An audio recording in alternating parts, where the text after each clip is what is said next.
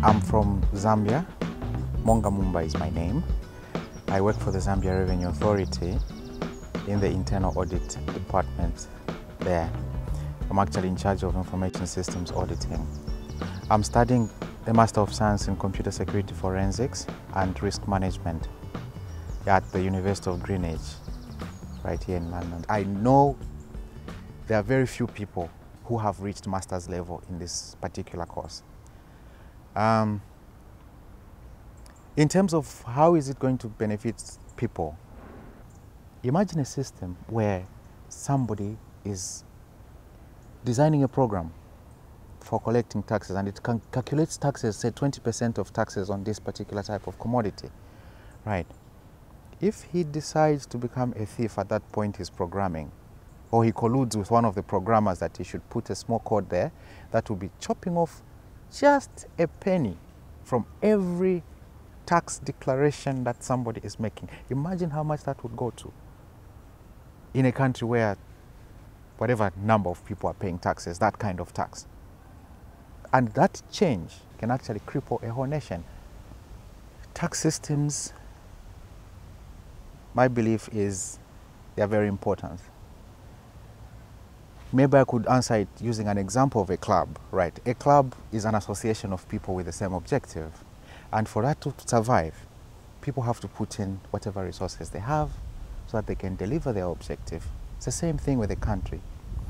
There are people who might have a lot of money, others might not have enough money, and it's very difficult if they are going to work as individuals to go and make a road. How can they do it? So if you collect taxes and you have effective ways of collecting the taxes, you put together all the money from the small pockets that you're getting.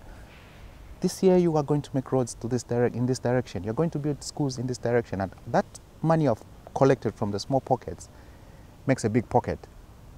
And at the end of the day, the smallest person who doesn't even have a pocket will get to benefit, because they'll see the road, they'll see the hospital coming in their direction. And what else can you ask for if you are looking at health services, for example, in a rural area where they have never even seen a hospital? They don't even know what a syringe is. Social welfare services also get to improve. Somebody has a child or has children, they can't afford to take the child to school. They have to take the child to school. It's only through the social services that that child is going to benefit from school, from the tax. My country is located in an area which is prone to natural disasters like droughts, floods as well. So how are you going to help those people if a flood hits an area? And those floods are quite catastrophic. So where does the money come from? It's the taxes.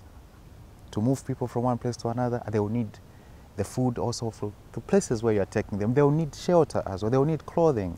And all that money comes from tax. And you're improving people's lives like that. Yeah.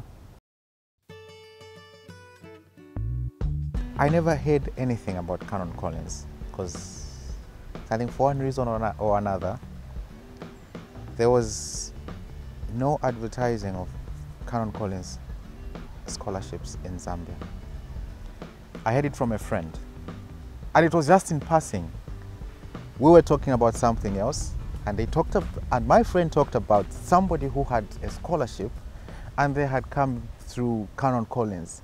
And I wasn't even asking about Canon Collins. I just heard the word Canon Collins. When I went home, in fact at the office, because at home I don't have internet, at the office, I remembered Canon Collins and tried to type in and popped up the website, checked, and the scholarship application season was open. That's how I tried my luck. Fortunately, here I am.